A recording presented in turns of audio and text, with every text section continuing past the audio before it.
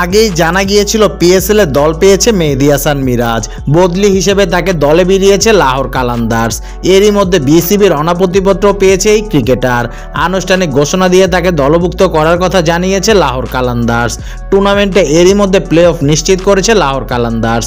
এর আগে পিএসএল স্থগিত হওয়ার আগে দলটির হয়ে মাঠ মাতিয়েছে tiger leg spinner Rishad Hossain. পরবর্তীতে লাহোরের জার্সিতে খেলেছে সাকিবও। এবার সাকিবের সতীর্থ হয়েছেন মেহেদী হাসান মিরাজ। এর আগে একবার পিএসএল এ ডাক পেলেও মাঠে নামা হয়নি তার। জিম্বাবুয়ান অলরাউন্ডার সিকান্দার রাজার বদলি হিসেবে মিরাজকে দলে নিয়েছে লাহোর।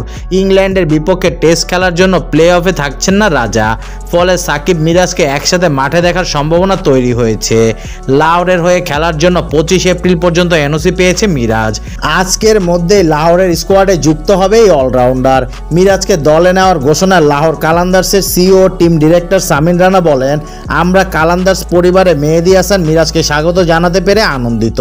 যদিও আমরা সিকান্দারের উপস্থিতি মিস করব, আমরা তার জাতীয় দলে খেলাকে সম্পূর্ণরূপে সমর্থন করি এবং আত্মবিশ্বাসী যে মেহেদী হাসান মিরাজ প্লে অফে এগিয়ে যাওয়ার সাথে সাথে আমাদের জন্য অনেক মূল্যবান হবে। সব ঠিক থাকলে মিরাজ মাঠে নামতে পারেন 22 এপ্রিল। হেরে গেলে এক ম্যাচ খেলেই শেষ হবে তার পিএসএল অভিযান। দল জিতে গেলে বা ফাইনাল পর্যন্ত গেলে আরও ম্যাচ খেলার সুযোগ পাবেন তিনি।